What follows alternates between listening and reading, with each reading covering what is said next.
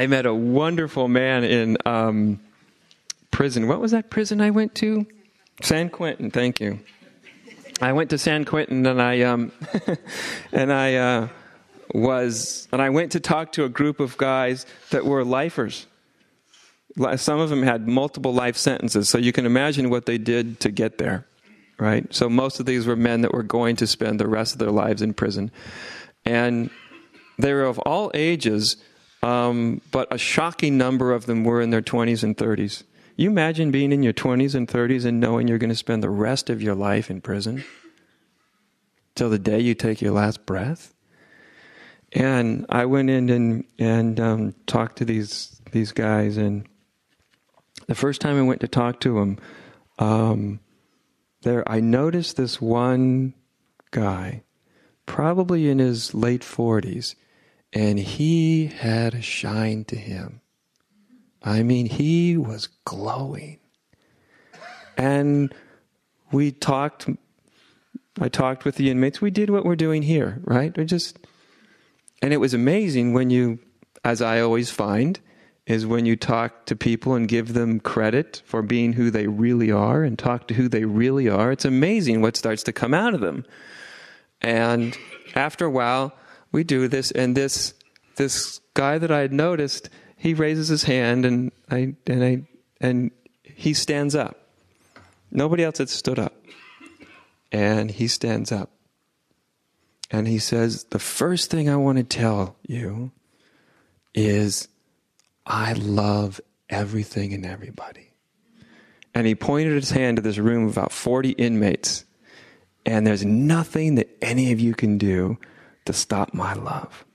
Nothing.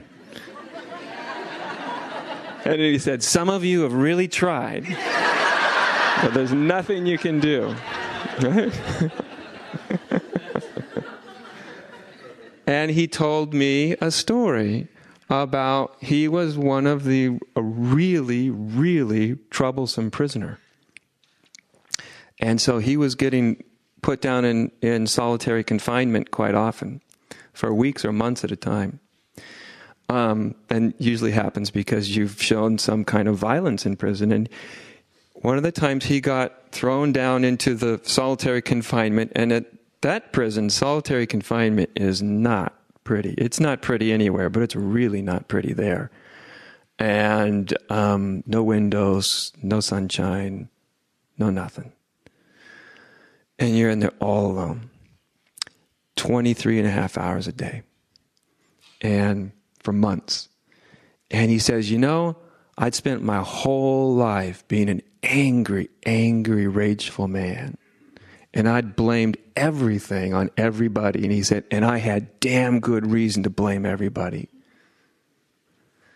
And he says, I sat there in that solitary confinement one time, and all of a sudden, the walls became like a mirror. And everything was being reflected back on me. And he said, all of a sudden, my whole life just started to replay over those weeks and days and months in solitary confinement. And he said, you know what I found? He said, I found out that nobody was to blame for me being here.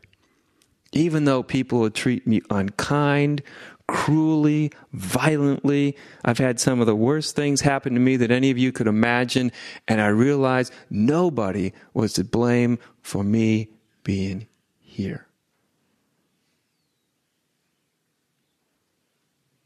And then he said, when I realized that, everything got real quiet. And he says, all of a sudden, from that quietness, there was this little pinprick of light right in my chest. And so I looked at it and I felt it.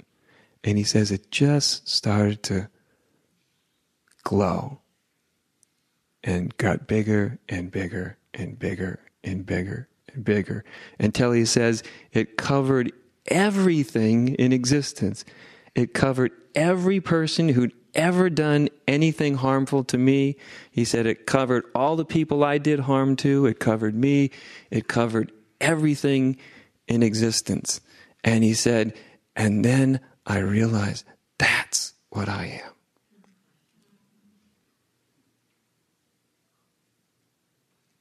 And he says, you know what? That's the one thing prison can't take away from me. And then he said this last thing. He says, I'm more free now in prison than I ever was outside. Because I know most people outside don't have the love in their heart that I have inside.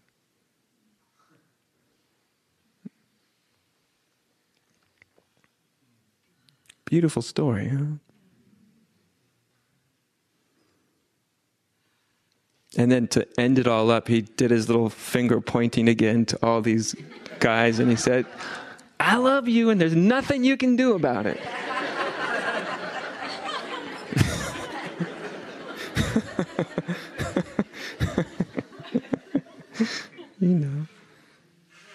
So, people say, how do I go out and live this? Well, just imagine he's in a prison. He's with hardened criminals the rest of his life. How does he go live it in that prison? Where he might get knifed any day or killed any day. Someone may attack him just because he's a radiant, beaming expression of the divine doesn't mean many of the other guys are going to even notice it or care about it. Just imagine that. And it wasn't getting in his way. It wasn't getting in his way. So why would it get in any of our ways? It was really amazing.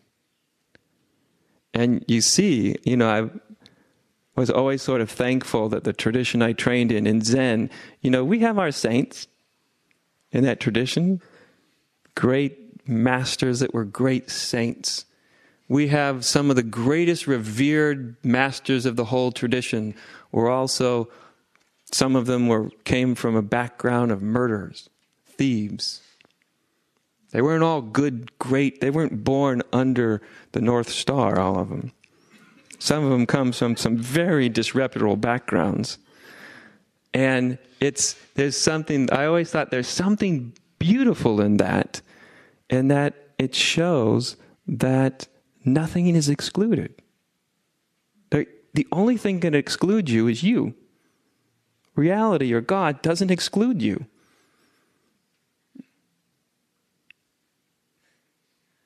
And I always found great comfort in that, Great comfort in that.